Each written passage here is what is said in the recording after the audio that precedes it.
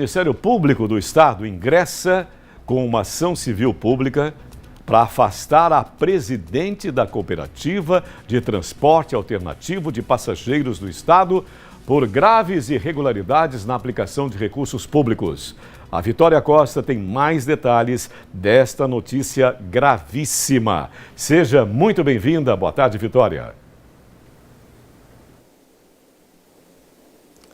Boa tarde, Sérgio. Boa tarde a todos que nos acompanham. Pois é, o Ministério Público ingressou essa ação civil pública justamente alegando que a presidente lá teria desviado recursos públicos, inclusive alegando também irregularidades. Esse desvio teria sido de parte dos 5 milhões que seriam destinados aos cooperados e ela teria utilizado para o pagamento de dívidas. Mas sobre esse assunto a gente conversa agora também, a gente ouve o outro lado, a gente ouve a defesa, entrevistando o advogado Rodrigo Fonseca, ele que é advogado da cooperativa, já está aqui ao meu lado. Primeiro, boa tarde, seja muito bem-vindo. Começa contando para a gente o que a defesa diz em relação a essa ação civil. Boa tarde a todos. Na verdade, eu primeiramente queria até parabenizar a TV Atalaia, o Sistema Atalaia, por estar dando essa oportunidade de previamente saber ouvir as duas partes, na verdade todas as partes envolvidas nessa situação. E, primeiro de tudo, eu queria tranquilizar a todos, inclusive aos próprios cooperados da cooperativa, com a informação de que não há nenhuma determinação judicial de afastamento da presidente ou do Conselho Administrativo. Então, na verdade, nem o próprio Ministério Público pede isso a título de liminar. Há um pedido de que, ao final, se eventualmente vier a ser condenada, há esse pedido no sentido de afastamento, mas isso só posterior, depois da tramitação de todo o processo. E outra questão que eu preciso pontuar aqui, que é uma questão que para mim é crucial, é que o próprio Ministério Público, na petição inicial, ele reconhece que não há nenhuma situação de desvio de recursos, não há nenhuma situação de locupletamento de recursos, de aproveitamento, de benefício próprio. Na verdade, o que há é só uma divergência de interpretação jurídica. Foi o que aconteceu. A cooperativa, em meio à pandemia, recebeu um auxílio emergencial, através de uma emenda constitucional, no valor de 5 milhões e alguma coisa.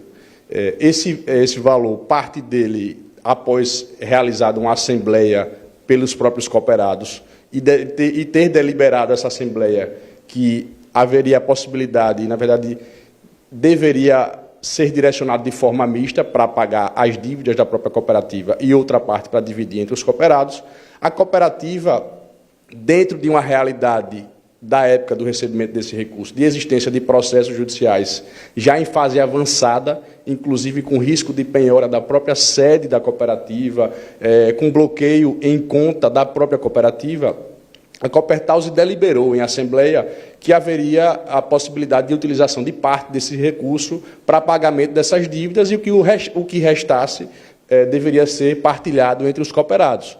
E aí há uma divergência de entendimento jurídico, que o Ministério Público, com essa ação, ele diz que, na verdade, todo esse recurso, esses 5 milhões, ele deveria ter sido partilhado entre os cooperados.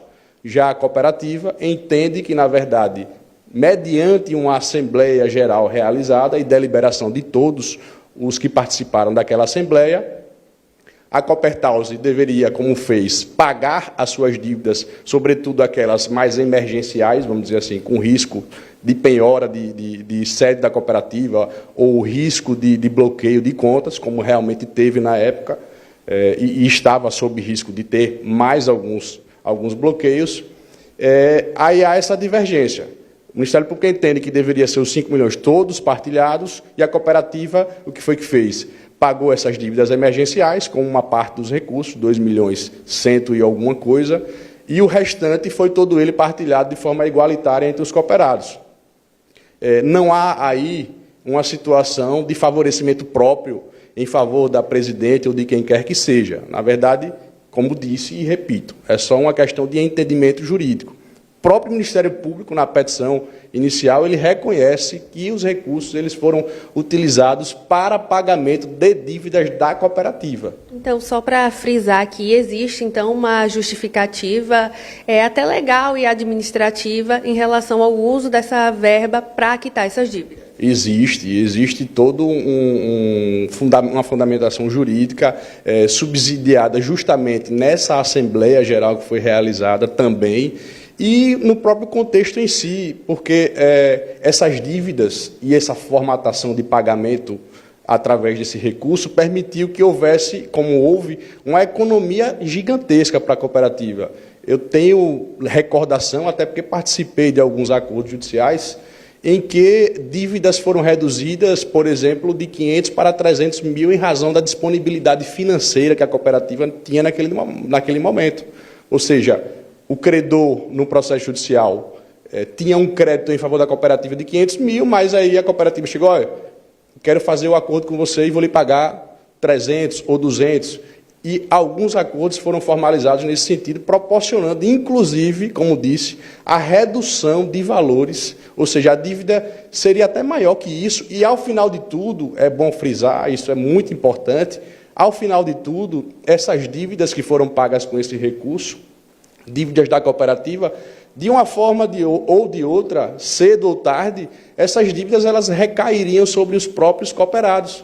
Porque, como é uma cooperativa, ela é formada pela união de diversas pessoas.